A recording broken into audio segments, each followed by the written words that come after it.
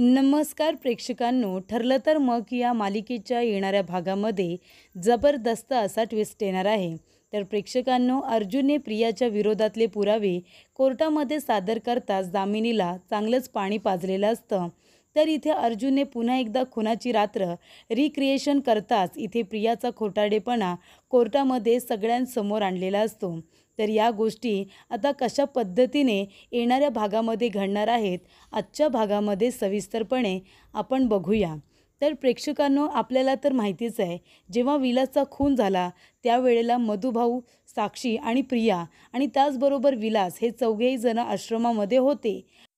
आणि इथे विलासचा खून हा साक्षीनेच केलेला आहे. म्हणजे मधुभाऊंना गोळी मारत असताना ती इथे चुकून आता विलासला लागलेली असते.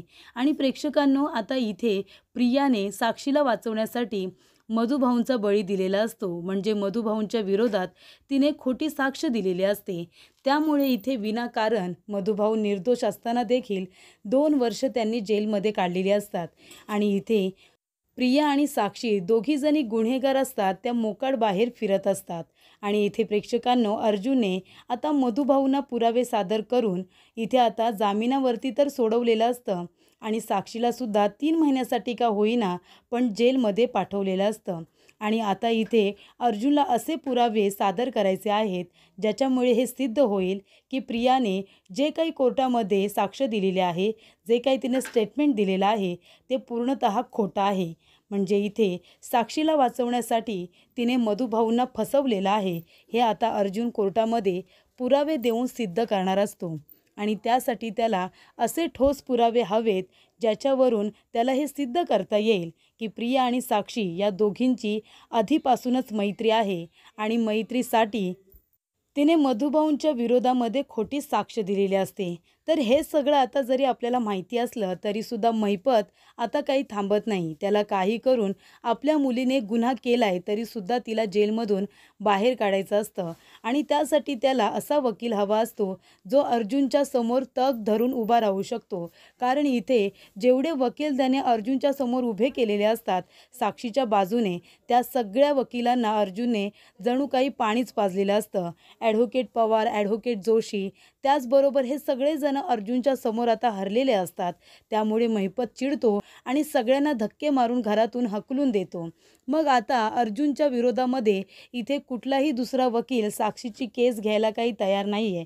महिपत हवे तेवढे पैसे जरी द्यायला तयार झाला असला तरीसुद्धा तिची केस घ्यायला एकसुद्धा वकील तयार नाही. त्यामुळे इथे आता महिपत म्हणत असतो की आता माझ्या लेकीची कोण बरं केस घेणार. त्यामुळे इथे आता महिपतला एका व्यक्तीने सांगितलेलं असतं की ॲडव्होकेट दामिनी देशमुख आहेत आणि त्या अर्जुनला हरवू शकतात. त्या अर्जुनच्या तोडीस तोड म्हणून ओळखल्या जाणाऱ्या वकील आहेत. तेव्हा महिपत म्हणतो की लवकरात लवकर त्यांचा नंबर मला पाठवून द्या, मी त्यांना फोन करतो.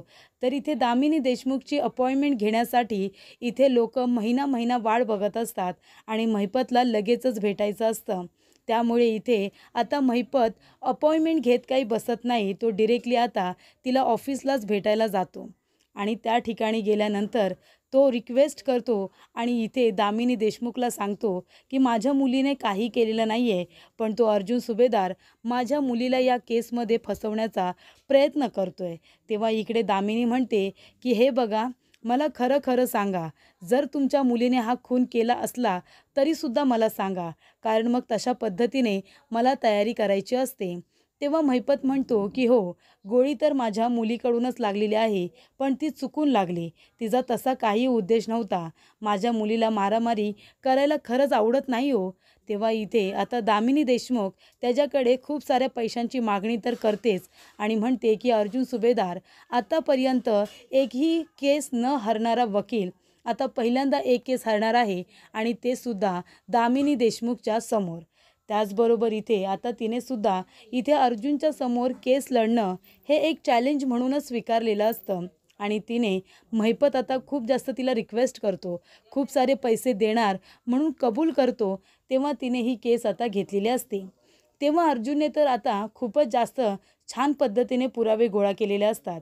इथे अर्जुन कोर्टामध्ये जाण्याच्या आधी संपूर्ण पूर्वतयारी अगदी व्यवस्थितरित्या करून ठेवतो इथे त्याला आता प्रिया आणि साक्षीचं कनेक्शन हे आधीपासूनचं आहे हे त्याला शोधून काढायचं असतं. त्यामुळे तो त्या बुटीकमध्ये जातो जिथे साक्षी कपडे खरेदी करत असते आणि नंतर प्रियासुद्धा तिच्याबरोबर गेलेली असते. तिथलं जे काही कार्ड असतं व्हिजिटिंग कार्ड हे आता साक्षीचं आहे की प्रियाचं हे आता कोर्टामध्ये अर्जुन सिद्ध करणार असतो. आणि त्याचबरोबर इथे प्रिया आणि साक्षी दोघीजणी एका कॅफेमध्ये जायच्या, MK कॅफेमध्ये. आणि तिथे आता चैतन्य आणि अर्जुन दोघेजण बघायला गेलेले असतात की तिथे कुणाला साक्षी आणि प्रियाबद्दल काही माहिती आहे का. तेव्हा अर्जुन तिथल्या ओनरला प्रियाचा फोटो दाखवतो आणि म्हणतो की ह्या मुलीला तुम्ही इथे बघितलेत का. तेव्हा ओनर म्हणतात की सर, अहो इथे दिवसभरामध्ये किती कस्टमर येतात आणि तुम्ही तर मला इथे दिवसांमधलं नाही तर 2 वर्षांपूर्वीचं विचारताय, माझ्या लक्षात कसं काय असेल.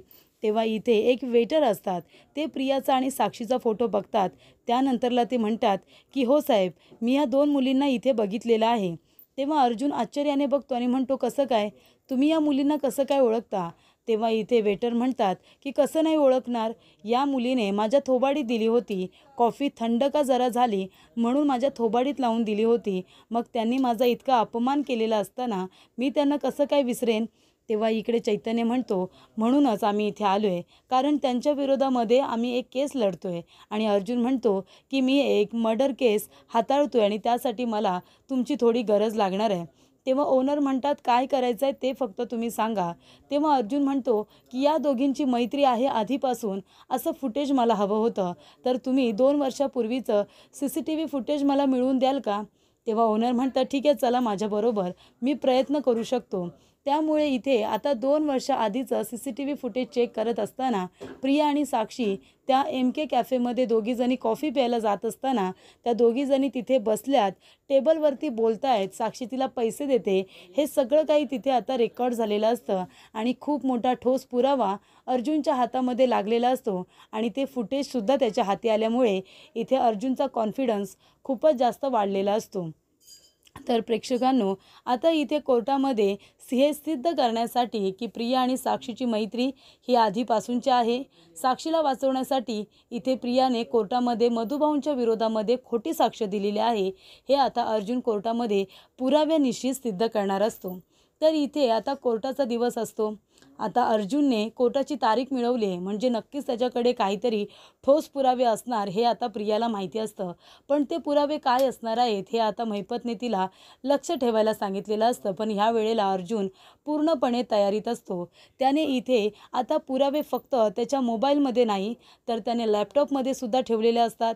ते फुटेज त्याने त्याच्या मोबाईलला तर ठेवलेलंच असतं, पण चैतन्याच्या सुद्धा मोबाईलला ते पाठवून ठेवलेलं असतं, जेणेकरून एका फोल्डरमधून जरी प्रियाने ते गायब केलं तरीसुद्धा अजून 1-2 ठिकाणी तो पुरावा असणं महत्त्वाचं आहे हे अर्जुनला माहिती असतं. आणि म्हणूनच त्याने चैतन्याच्या मोबाईलवरती सुद्धा ते पाठवून ठेवलेलं असतं. त्याचबरोबर प्रेक्षकांनो, आता इथे सगळेजण टेन्शनमध्ये असतात की आज कोर्टामध्ये काय होणार.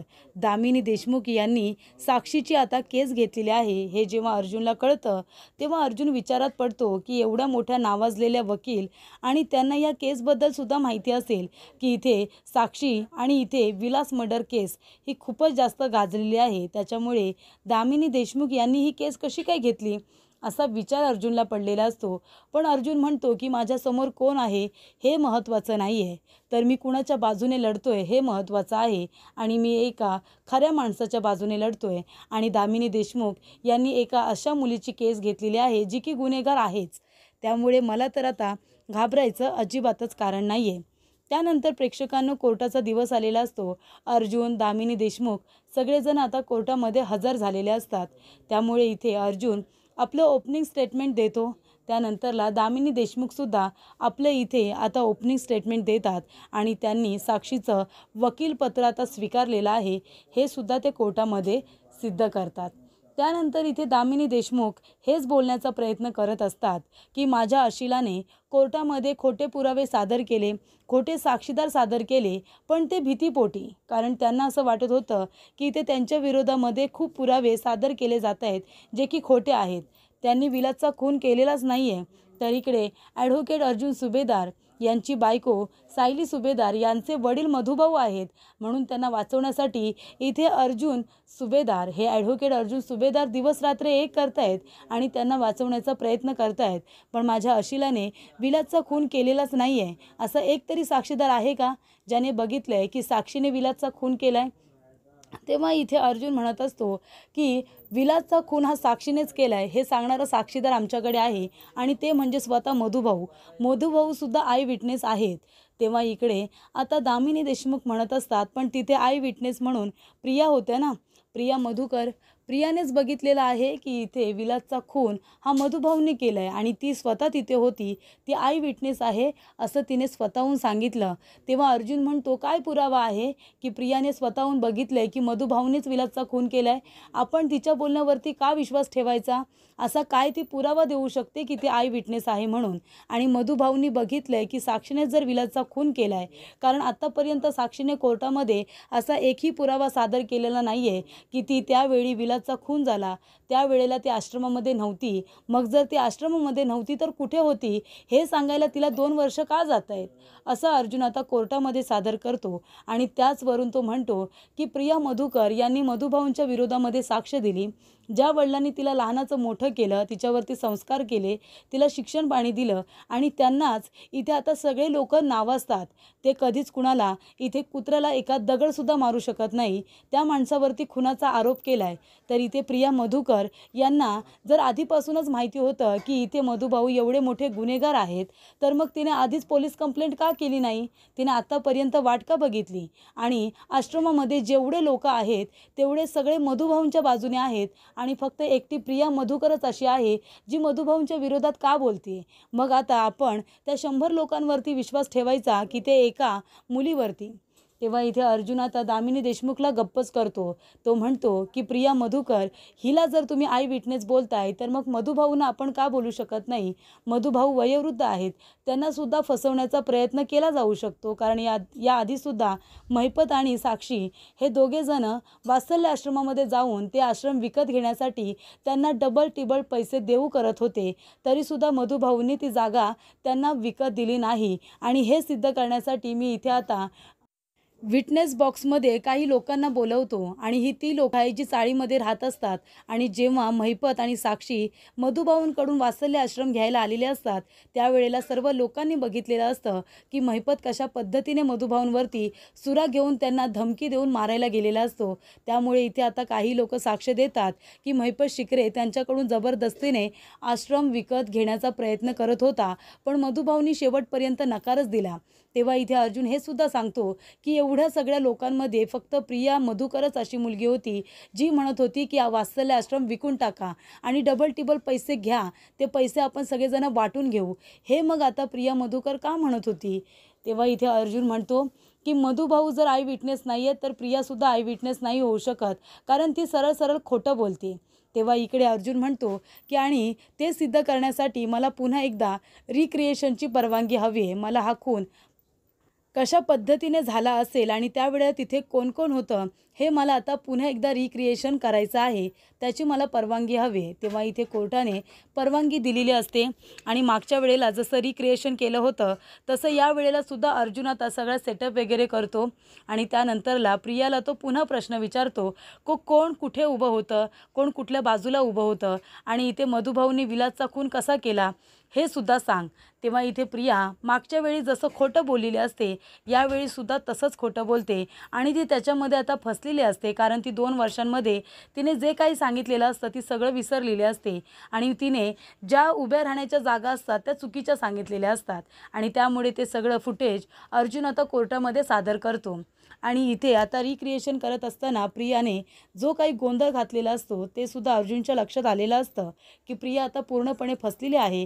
कारण प्रियाला एक गोष्ट लक्षात आलेली असते की अर्जुनने आता साक्षीला तर जेलमध्ये टाकले, पण आता माझी आणि तिची ओळख आहे आणि मी तिला वाचवण्यासाठी मधुभाऊंच्या विरोधात साक्ष देते, हे आता त्याला कोर्टामध्ये सिद्ध करायचं आहे. त्यामुळे प्रिया आधीच घाबरलेली असते. तेव्हा इथे अर्जुन आता कोर्टामध्ये ते फुटेज सादर करतो आणि म्हणतो की मागच्या वेळेला दिलेलं प्रिया मधुकर यांनी स्टेटमेंट आणि आत्ता दिलेलं याच्यामध्ये बघा किती फरक आहे. तेव्हा अर्जुन इथे 2-3 माणसं घेतो आणि इथे विलास कुठे उभा होता ते दाखवतो, मधुभाऊ कुठे उभे होते ते दाखवतो आणि साक्षी कुठे उभी होती ते दाखवतो. तेव्हा इकडे आता अर्जुन हे सुद्धा सांगतो की जर विलासच्या इथे गोळी लागलेली आहे तर ती उजव्या बाजूने मारलेली गोळी आहे आणि मधुभाऊंच्या उजव्या हातामध्ये एवढं बळच नाही आहे, कारण मधुभाऊ डावकुरे आहेत हे सुद्धा अर्जुन सिद्ध करतो आणि गोळी ही समोरून लागलेली आहे आणि मधुभाऊ हे विरुद्ध बाजूला उभे असतात, म्हणजे विलासच्या बरोबर उजव्या बाजूला आणि साक्षी त्यांच्या समोरच्या बाजूला उभी असते आणि गोळी ही समोरून लागलेली आहे. हे पोलीस रेकॉर्डमध्ये सुद्धा लिहून ठेवलेलं असतं, ते सुद्धा अर्जुन आता पुरावे देऊन सादर करतो.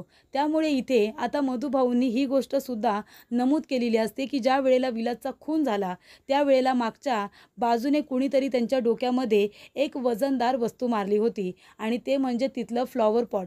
तेव्हा इथे अर्जुन म्हणत असतो की प्रिया मागच्या बाजूला लपून बसली होती आणि मधुभाऊ बघतील म्हणून ती एका मशीनच्या बाजूला बसली होती आणि जसा विलासचा खून झाला त्यावेळेला तिने ते फ्लॉवर पॉट घेतलं, मधुभाऊनं बेशुद्ध केलं आणि इथे साक्षीच्या हातातली बंदूक घेऊन ती मधुभाऊंच्या हातामध्ये ठेवली होती आणि हे सगळं सत्य आता अर्जुनने कोर्टामध्ये सादर केलेलं असतं.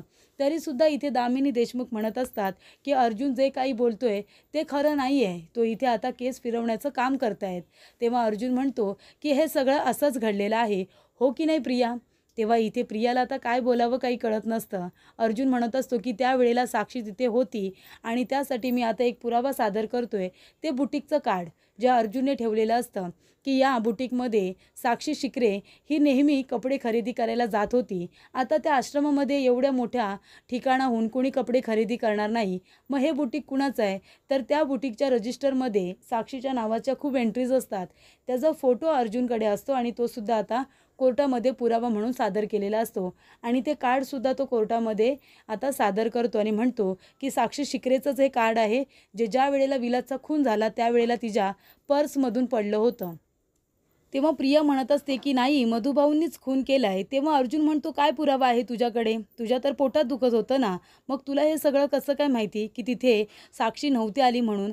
आणि जर तिथे मधुभाऊ फक्त होते आणि विलास होता तर रूम एवढा अस्ताव्यस्त का होता? म्हणजे आश्रमामध्ये एवढा सगळा पसारा कुणी काढला होता? तेव्हा इकडे आता अर्जुन म्हणत असतो की ज्या वेळेला तू घरी आली होतीस ना त्यावेळेला काही मुलांना तू ओरडली होतीस, तेव्हा तर तू एकदम ठणठणीत होतीस. तुझ्या पोटात जर एवढं दुखत होतं तर तू हॉस्पिटलला जाण्याच्या ऐवजी तू आश्रमामध्ये कशाला आलीस? तुझ्या जर एवढं पोटात दुखत असतं ना, माणूस आधी डॉक्टरांकडे जातो ना, की आश्रमामध्ये तुझं कोण ट्रीटमेंट करणार होतं? असं अर्जुन म्हणाल्यानंतर प्रिया आता तोंडावरतीच पडते आणि गप्प बसते, ते काहीच बोलत नाही. आणि मग इथे अर्जुन जे CCTV फुटेज त्याने MK कॅफेमधून आणलेलं असतं ते MK कॅफेमधलं फुटेज तो आता कोर्टामध्ये स्क्रीनवरती लावायला सांगतो आणि इथे आता स्क्रीनमध्ये बघत असताना प्रिया आणि साक्षी 2 वर्षांपूर्वी कॅफेमध्ये भेटायच्या, त्या दोघीजणी बोलायच्या, तेव्हा साक्षी प्रियाला पैसे देत असते. ते पैसे बघून ती पर्समध्ये ते ठेवते. त्यानंतरला इथे प्रिया त्या वेटरच्या कानाखाली देते. ते फुटेजसुद्धा त्याने घेतलेलं असं मुद्दामून, जेणेकरून या प्रियाचा स्वभाव कसा आहे आणि साक्षीचा स्वभाव कसा आहे हे अर्जुनला कोर्टामध्ये आता सादर करायचं असतं. त्यामुळे ते फुटेज बघितल्यानंतर प्रिया, त्याचबरोबर महिपत, नागराज आणि स्वतः दामिनी देशमुख सगळेजण थक्क झालेले असतात आणि अर्जुन म्हणतो की आधी मला हे सगळं रिक्रिएशन वगैरे यासाठी करायचं होतं की मला हे सिद्ध करायचं होतं की मधुभाऊंनी विलासला गोळी मारलेलीच नाही आहे. मधुभाऊंकडून ती बंदूक मिळाली असं तुमचं म्हणणं आहे, पण ती बंदूक कुणाची आहे, त्याचं लायसन्स कुणाकडे आहे हे बघायला नको होतं का? मधुभाऊसारखा साधा माणूस बंदूक कुठून आणणार? तर इकडे मधुभाऊंच्या डोक्यामध्ये मग कुणीतरी वजनदार वस्तू का मारली? तर इकडे प्रियाने मारली. मग तिनेच कशावरून साक्षीच्या हातातून पिस्तूल घेऊन मधुभाऊंच्या हातामध्ये दिली नसेल? ते तर बेशुद्ध होते ना, त्यांना तर माहितीच नाही आहेत काय चाललंय काय नाही चाललंय. आणि बेशुद्ध झालेला माणूस त्याच्या हातामधले बंदूक बाजूला का नाही झाली? ते हातामध्येच घेऊन मधुभाऊ कसे काय पडले होते हे मला फक्त सिद्ध करायचं होतं. त्यानंतर इथे अर्जुन म्हणतो की बघा, इथे साक्षी आणि प्रियाची आधीपासूनचीच मैत्री आहे आणि म्हणूनच इथे प्रिया साक्षीला मदत करत होती की वात्सल्य आश्रमाचे जे काही प्रॉपर्टीचे पेपर आहे ते मधुभाऊंकडून मी तुला मिळवून देईन. आणि ज्या वेळेला सगळेजण सिनेमा बघायला गेले होते त्यावेळेला प्रिया मधुकर ही कुणाला साधे एक लहान मुलांना चॉकलेट देत नाही, त्यावेळेला तिने सर्व मुलांचे त्याबरोबर आश्रमातल्या सर्व लोकांचे सिनेमाची तिकीटं काढली होती आणि ती सगळ्यांना घेऊन सुद्धा जाते आणि त्यानंतर तर विलास जो की एक क्रिमिनल आहे त्याच्याबरोबर ती वात्सल्य आश्रमामध्ये येते. तिथे साक्षीसुद्धा असते आणि वात्सल्य आश्रमाच्या प्रॉपर्टीचे पेपर ते सगळेजण मिळून शोधत असतात. ज्या वेळेला तिथे मधुभाऊ येतात तेव्हा साक्षी त्यांना गोळी मारत असते आणि झटापटीमध्ये ती गोळी विलासला लागते. हे आता अर्जुनने कोर्टामध्ये सिद्ध केलेलं असतं आणि इथे प्रिया साक्षीला वाचवण्याच्या नादामध्ये मधुभाऊंच्या विरोधामध्ये प्रियाने खोटी साक्ष दिलेली आहे हे सुद्धा अर्जुनने सिद्ध केलेलं असतं आणि प्रिया साक्षीकडून पैसे घेते हे सुद्धा कोर्टामध्ये स्क्रीनवरती आता सगळ्यांनी बघितलेलं असतं. तर अशा रीतीने इथे अर्जुनने आता कोर्टामध्ये पुरावे सादर करत मधुभाऊंना निर्दोष सिद्ध केलेलं असतं आणि त्याचबरोबर इथे आता खोटी साक्ष देणाऱ्या प्रियाला सुद्धा इथे अर्जुनने जेलमध्ये टाकलेलं असतं, गजाआड केलेलं असतं आणि साक्षी हीच खरी विलासची खुनी आहे हे सिद्ध करत तिला आता कठोरातली कठोर शिक्षा व्हायला पाहिजे अशी मागणीसुद्धा अर्जुनने आता कोर्टामध्ये जज साहेबांकडे केलेली असते.